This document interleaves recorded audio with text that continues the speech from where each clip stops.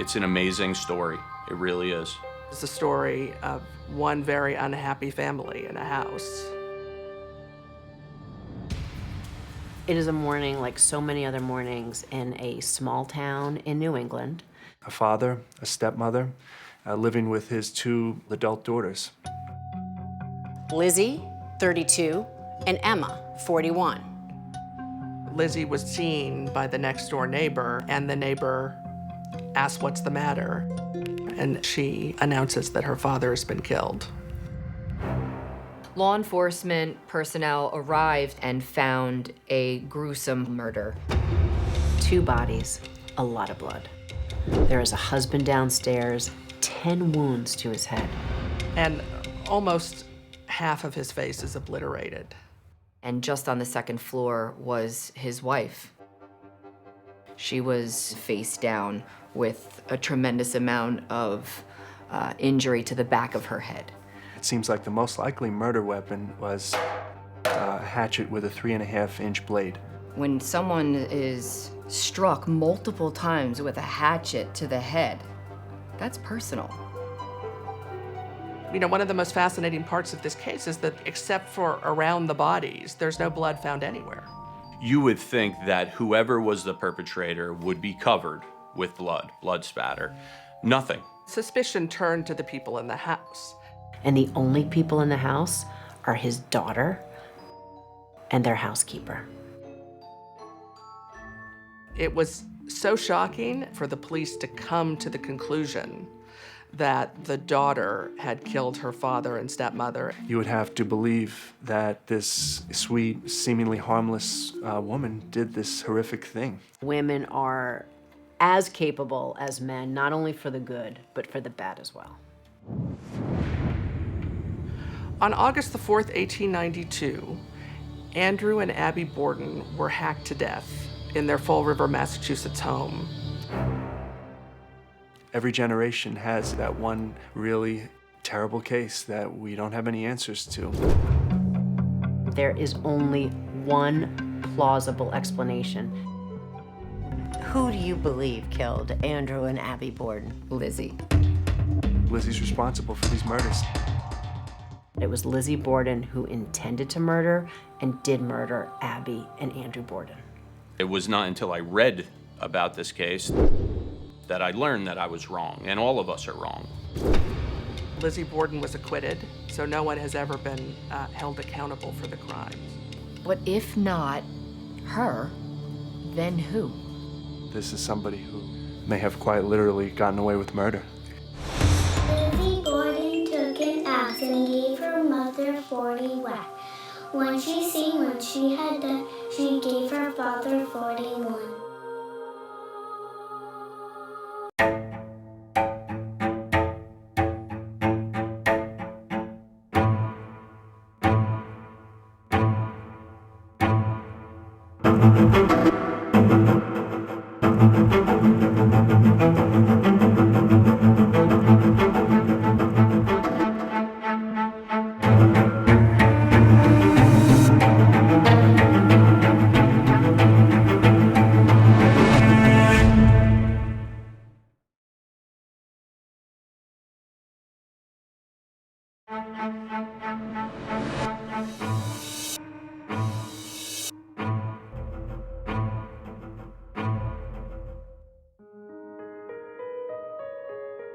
The crimes were so violent that many thought that Jack the Ripper had come to America. It was an unspeakable crime, a double homicide that captured the attention of the entire nation. Tonight, on a special 48 Hours, we're taking a fresh look at a cold case, a really cold case. It occurred in 1892, and we're presenting it to a new jury to see if they can separate fact from fable. The defendant was the 32-year-old daughter of the victims. Her name, Lizzie Borden.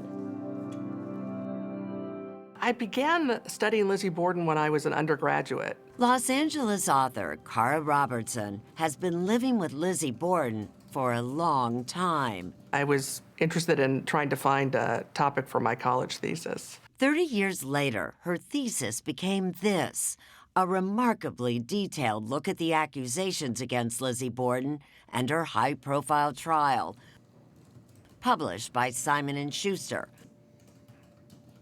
Fundamentally, the case was about whether or not someone like Lizzie Borden could have committed these brutal crimes.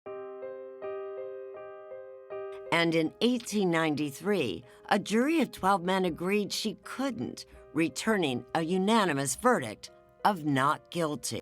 This was the kind of crime that just could not have been committed by a woman. But despite being acquitted, time and popular culture has forever cast Lizzie as one of America's most notorious killers.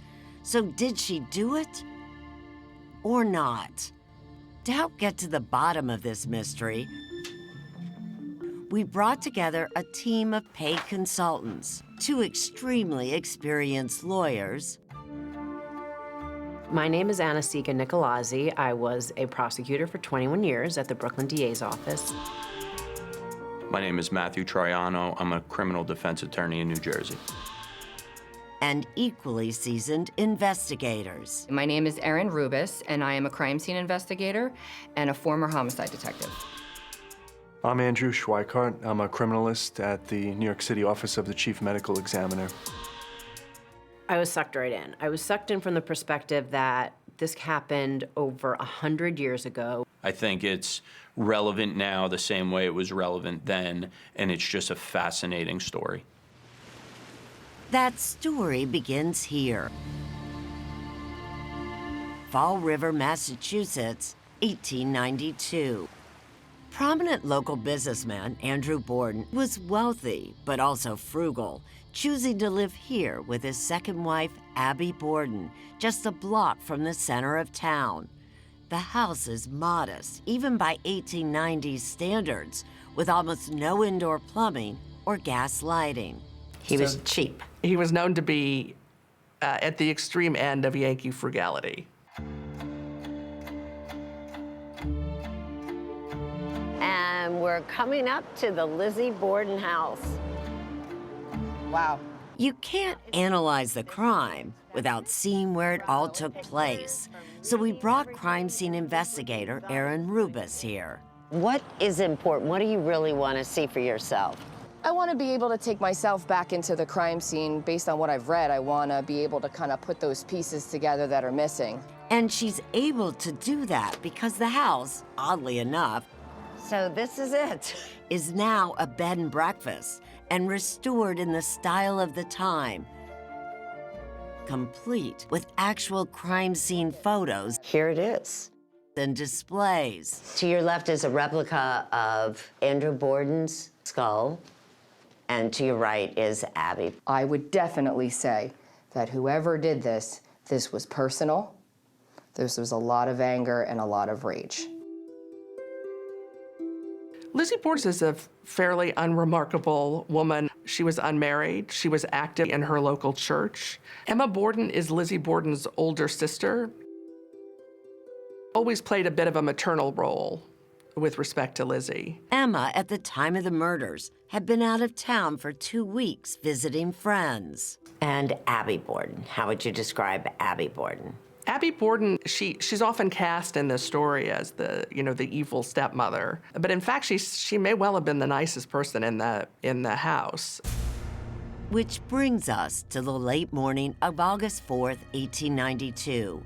Lizzie, standing at the side door of the house, tells her next-door neighbor, Adelaide Churchill, that her father has been killed.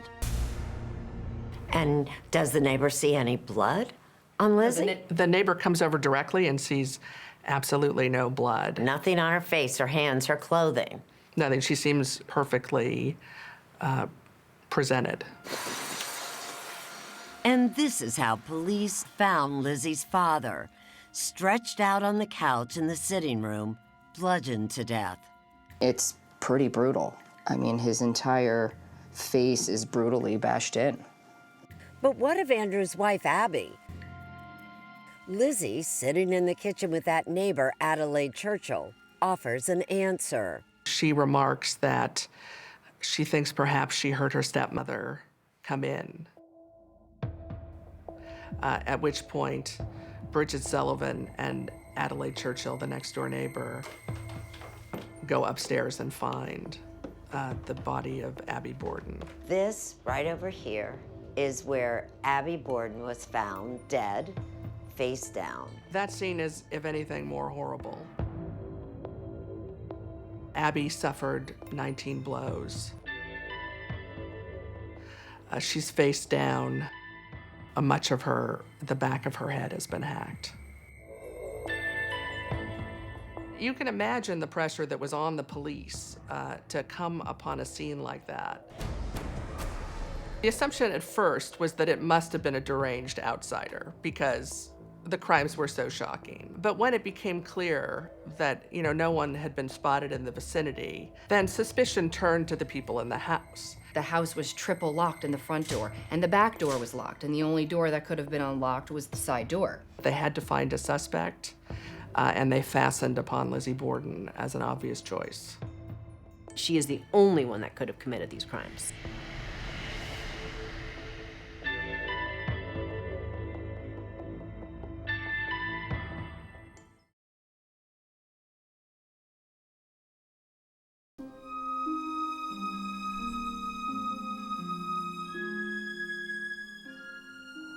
On Saturday, August 6th, while Andrew and Abby Borden were being laid to rest, news of their murder was spreading far and fast.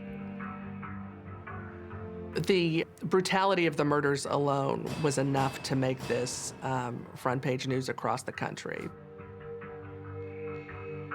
At the same time, the Fall River Police Department was beginning its investigation.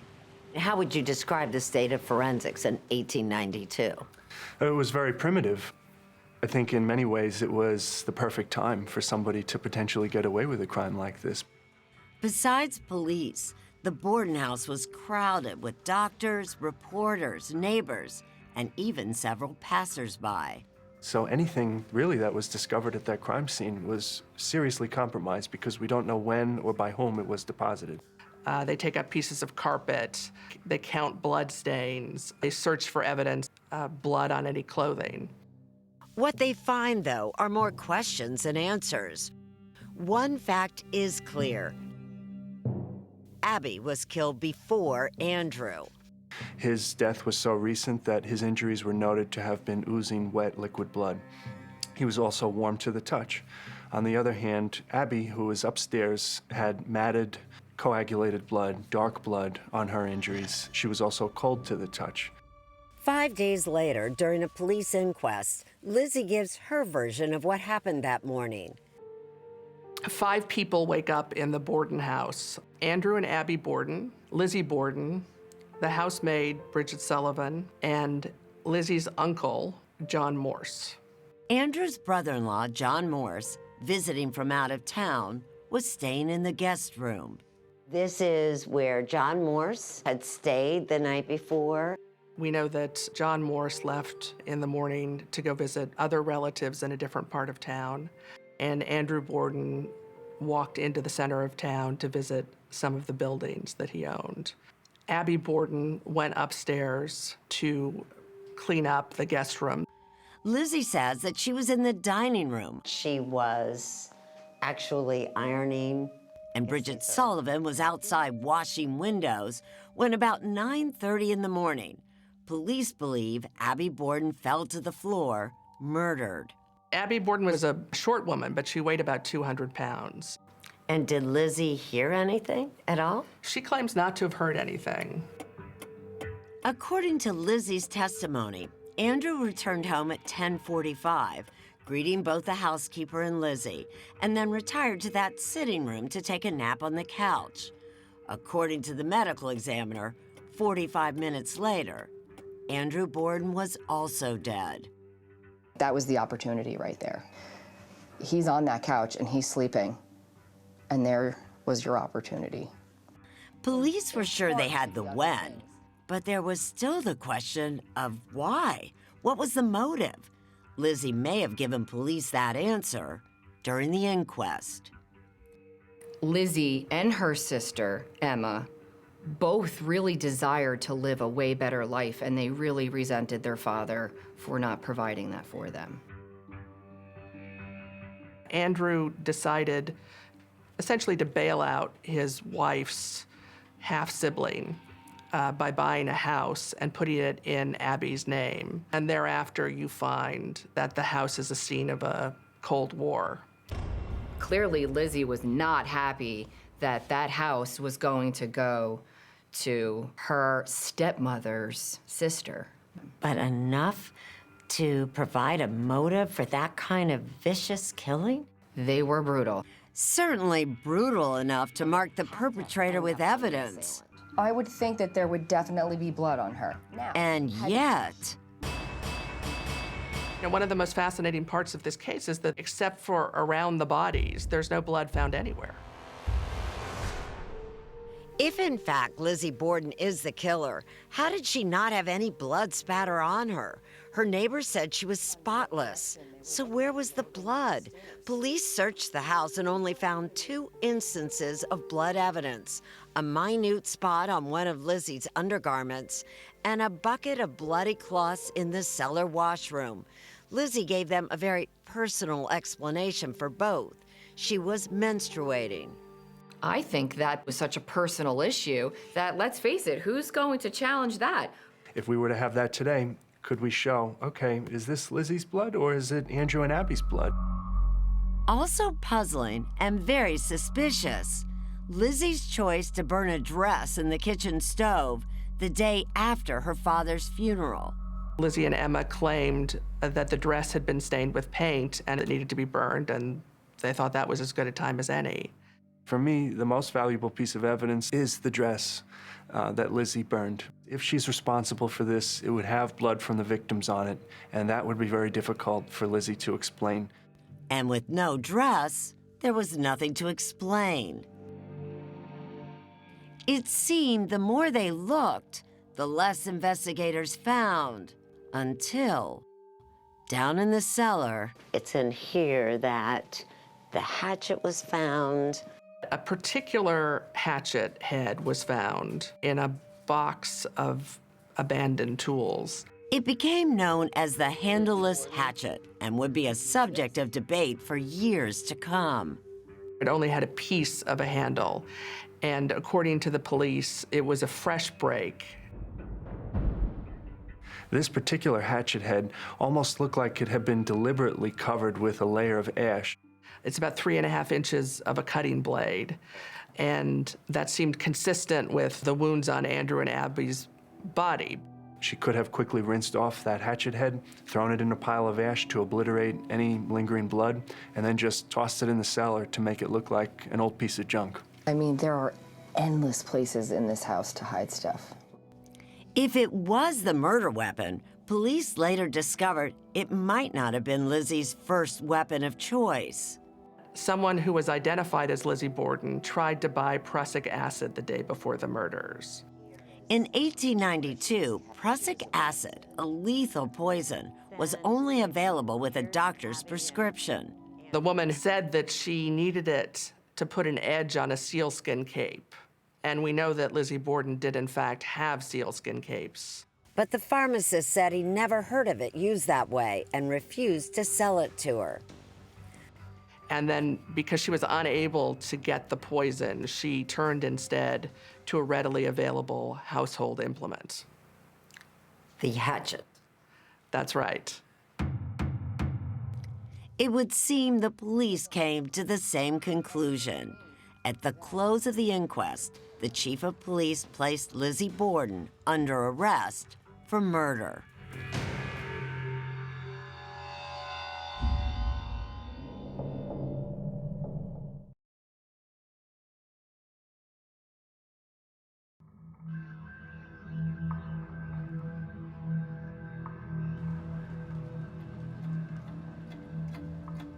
On June 5th, 1893, 10 months after her arrest, Lizzie Borden sat in the Superior Court in New Bedford, Massachusetts, in this very chair, on trial for murder.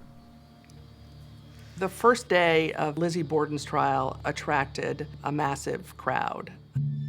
Reporters were detailed from around the country. People waited for hours online. It was called the trial of the century, the 19th century.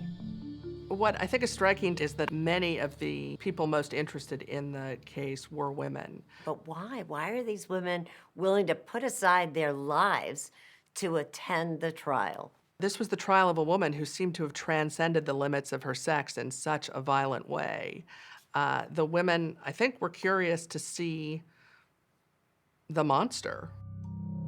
While they were welcome to watch, at the time, women were not allowed to sit on the jury.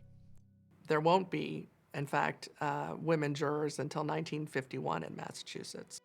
Despite the rigid standards of the times, the proceedings of the trial were surprisingly familiar to our consulting attorneys. From what I've read, you could take this trial transcript and put it into 2020, and it would basically be the same. Both the prosecutors and the defense attorneys came in with a lot of the same arguments that I would imagine today.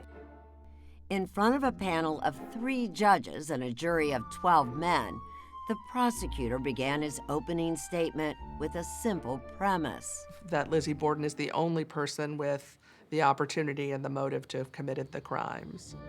But it was how he wrapped up his open that stunned the courtroom. He alludes to the fact that he has the skulls of the victims.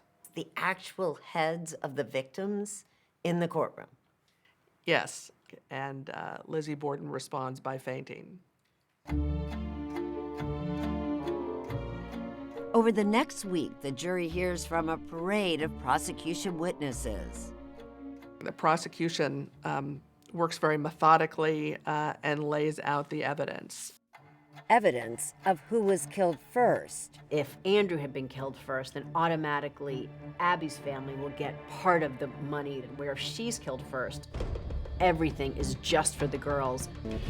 Evidence matching the skulls to the suspected murder weapon. To show that the dimensions of the injuries on the skull aligned with the dimensions of the most probable murder weapon, which was the hatchet. And testimony of Lizzie's ability to wield that hatchet. The medical experts all said that a woman of ordinary build and ordinary strength could have committed the murders. But there is one thing the judges don't allow the jury to hear. Some of the prosecution's best evidence is kept from the jury. Most notably, her alleged attempts to buy prussic acid before the murders. If she's out there getting poison, that is absolutely something the jury should consider when 2 people in her home were found dead the next day. Was it right to keep that out? As a defense attorney, sure, right? Hugely prejudicial, not really relevant. After 9 days, the prosecution rests and Lizzie's defense team goes to work. The defense is much more interested in telling a story, that she's just an ordinary person caught in this unbelievably horrible situation. Clearly, there's a lack of evidence. And then there's a second part of, hey, we just don't think that she did this. The defense needed only 2 days of witness testimony to make its case, and it's a case for reasonable doubt. You cannot answer the questions that have to be answered here, and that's reasonable doubt. What was perhaps the most powerful defense? The most powerful witness in her defense was her sister, Emma. Emma testified that it was her idea, rather than Lizzie's, to burn the dress, which makes it seem like it was a much more innocent thing to do. Lizzie Borden never testified, and after 3 weeks, the trial ended with closing arguments. But before the jury was charged, Lizzie did have the last word. And she says, "I am innocent. I leave it to my counsel to speak for me." And with that, the case went to the jury. The courtroom is packed. People are also standing out in the corridors and around the front of the building, waiting for some kind of word. They didn't have to wait long. The jury took less than 2 hours to reach a verdict. The foreman, it's reported, almost can't contain his excitement. And just says, "Not guilty." Just blurts it out. Blurts it out, yeah. And at that point, Lizzie Borden falls into her chair as if shot and puts her head on the rail. Meanwhile, the courtroom erupts into cheers, and there are cheers outside that can be heard a mile away. Maybe this is the prosecutor in me, but I was shocked she was acquitted. It is so clear to me, as much as it can be, that she is guilty. Now, whether or not they thought it was not guilty or innocent, who knows? But they certainly didn't think she was guilty. And I think at the end of the day, they just didn't want to believe that such a terrible, horrific crime could have been done by somebody like Lizzie Borden. But now, in 2020, would a jury of men and women come to the same conclusion? There is only one person who reasonably could have committed this crime, who did commit this crime, and that is the defendant, Lizzie Borden.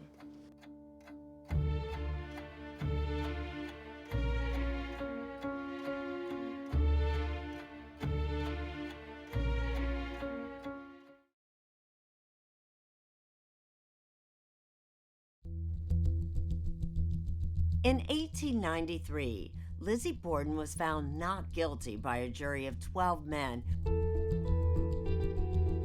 who couldn't believe a woman was capable of such acts of extreme violence. But how would a jury of men and women vote today in 2020? To try and answer that question, we hired a jury recruiting firm to find us a panel of men and women who had never heard of Lizzie Borden, and then paid them to decide the case.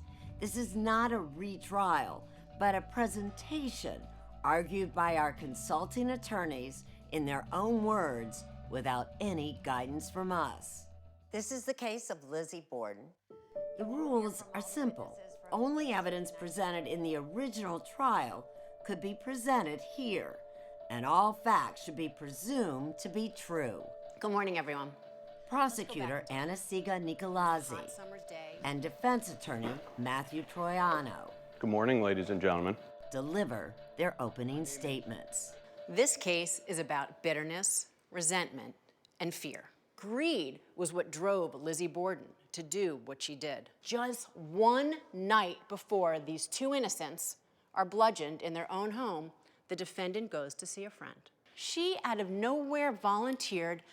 She'd been feeling depressed and so worried about many nameless, faceless enemies that her father had. And she left with this: I'm afraid something's going to happen. Lizzie Borden is guilty of her parents, her father, and her stepmother's murder. And the evidence by the end will prove that to you beyond any reasonable doubt. Thank you. This is a woman of 32 years old who is accused of the most vicious and heinous murder that one could imagine. What would you expect to see around the person and on the person that did this? Blood? A lot of blood, right? There's no blood on her at all. There's no blood on her hands. There's no blood on her face. There's no blood anywhere on her. The reality here, ladies and gentlemen, is the evidence is lacking. The story's good, but the evidence is lacking. And if you are going to come back and convict somebody of this crime, you better get a little bit more than a story. Thank you. Next, Prosecutor Nicolazzi calls on our experts People call crime scene detective Erin Rubis. to explain the evidence, the locked doors, the hatchet, the pail of bloody rags, and that burned dress. But it's the blood evidence, or rather the lack of it, that is her biggest challenge. It is my belief that this was done from someone facing him and directly almost over top of him. And it's fair to say that even with that number of wounds, there was not a whole lot of blood. That's correct. With Abby Borden, how many wounds were observed on her body? There were 19 wounds observed on Mrs. Borden, 18 to the back of her head on the right side, and 1 at the base of her neck. Possible to commit those murders and not get a lot of blood on you based on the type of wounds that we had. Absolutely. Did he have any defensive wounds? None that were observed. And why wouldn't the victims fight back? If someone sees someone who is familiar, could that contribute to lack of initial defensive wounds? Possibly. Did they recover anything in terms of any possible weapon? A hatchet head. Is there anything about the size of the actual hatchet that was recovered that would preclude a woman from using it? No, No matter the size? no matter the size. I have nothing further. For the defense's cross-examination, Troiano again focuses on that lack of blood. So you would agree that at the point that obviously the object hits that source of blood, there's going to be blood that comes out from it. Is that correct? Yes, I think that does depend on the specifics, but yes. Okay. But certainly, as far as you know, there was no dress that was found that would have had blood spatter on it. Is that correct? Correct. The only blood that is on an article of clothing was a 1/16 inch size pinhead spot of blood on an underdress underneath an outer dress. That's correct. That was the only piece of blood that was detected. Any blood on that hatchet? Not that was observed. And in 1892, with no scientific testing available, observation was the best and only tool at hand. No other apparent blood anywhere else, or quite frankly, anywhere in the house. Is that correct? Other than blood in the immediate two areas of the two homicides and potential blood on the pail in the cellar, there was no mention of blood elsewhere in the case record. I think that's all I have. Thank you. And then both lawyers make their final argument to the jury. I think what you've heard over the course of the last couple hours are questions, but not proof, and not proof beyond the reasonable doubt. This case is very much like a jigsaw puzzle. But I suggest that when you look at all those pieces, it's not one that is overly tough to solve. You are not here to find a solution to the puzzle. But you are here to decide if a crime was committed and if this person, the defendant, Lizzie Borden, committed it. And all the pieces of evidence say yes. There is no direct evidence here, right? And the circumstantial evidence is so very weak that it can't be enough. So think those things through. I know you will. So thank you very much. The evidence is all there. When you use all of it and use your common sense, it is proof of one thing. Lizzie Borden, the defendant, bludgeoned her stepmother and her father to death. And for that, you should find her guilty. Thank you. And with that, once again, Lizzie's fate is in the hands of a jury. I feel like it has to be somebody familiar with the house. But what's different this time is that these lawyers get to hear the jury deliberate. Think of the murder weapon, the hatchet. You chopping at someone, there's no blood whatsoever.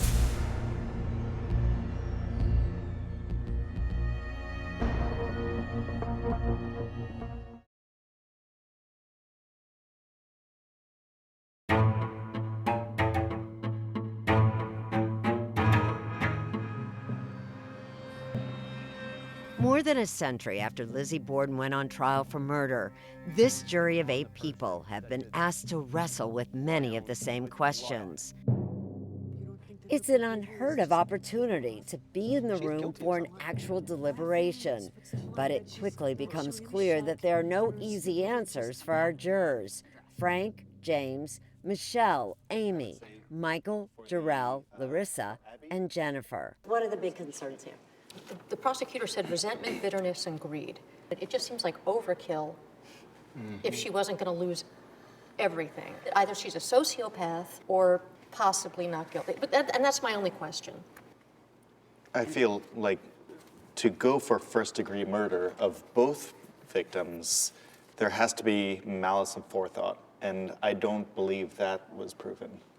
You know, you could, I mean, these are 2 different counts, so if you wanted to, you could decide that she's guilty of one and not guilty of the other. Abigail was struck 19 times. Like you said, that is overkill, but there's still a lot of like I said, unknowns in terms of how do they clean that up? I can't figure out how she could have done it and been standing there with nothing on her, like house and everything normal.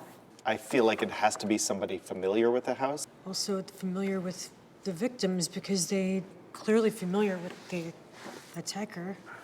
I'm not convinced beyond a reasonable doubt that she's guilty. I don't buy it. But I don't think the standard is completely convinced. It's beyond a reasonable doubt. But that doesn't mean completely. Unlike the original jury, this panel has no trouble believing a woman could kill. The question is, was it this woman? But if she does know how to kill a pig or livestock, then she knows how to do it right. And they believe she had the motive. She hated her stepmother. But there were still questions. Why leave Bridget alive? Why leave the bloody rags just hanging out? Listen, let's forget about her accomplices or her motivation. The question is, did she do it? After more than an hour of deliberation.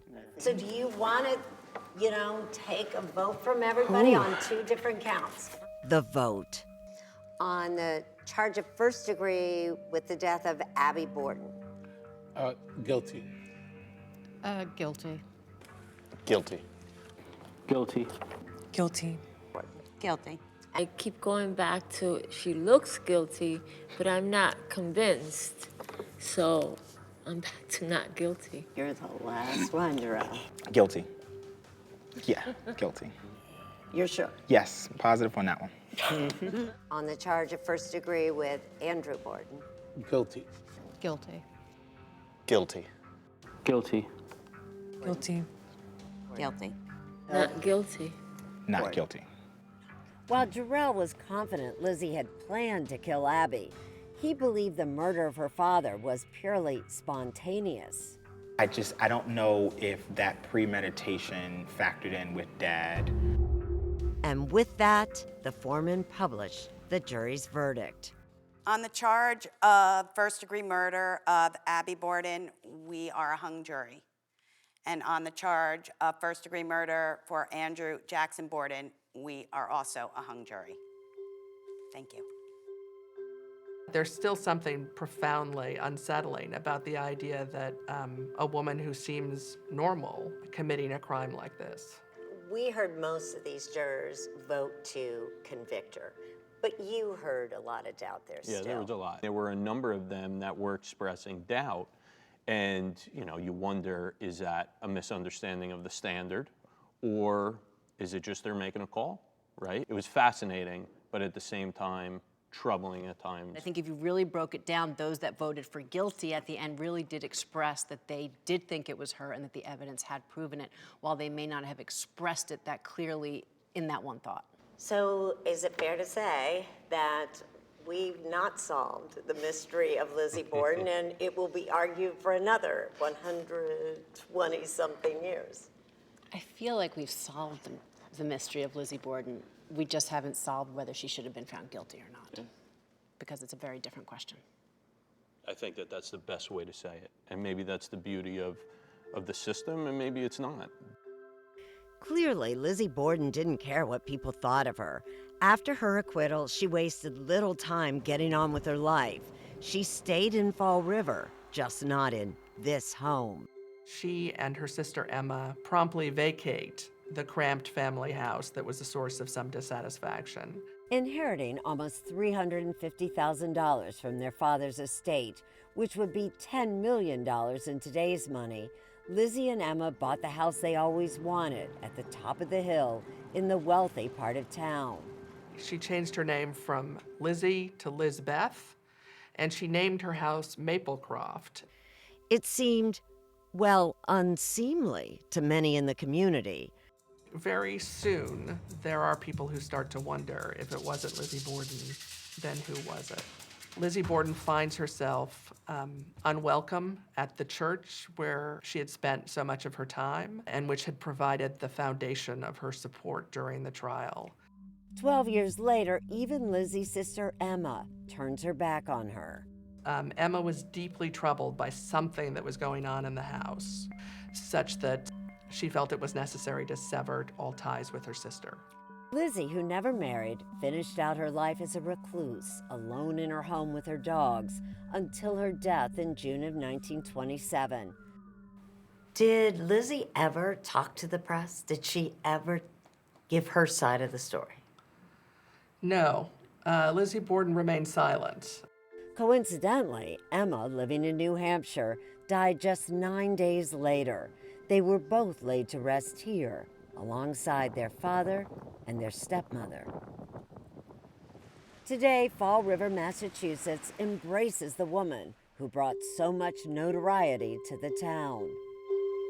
Lizzie Borden took an axe and gave her mother 40 whacks. When she saw what she had done, She gave her father 41.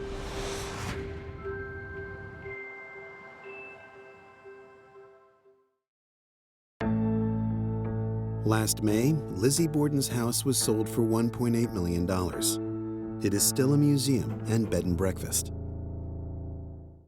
A twisted love triangle, an ominous ultimatum, Told him he had to pick one. a deadly decision, and a surprising clue. One of the biggest pieces of evidence was a KFC bag. The murder of Anna Repkina. 48 Hours, next on CBS.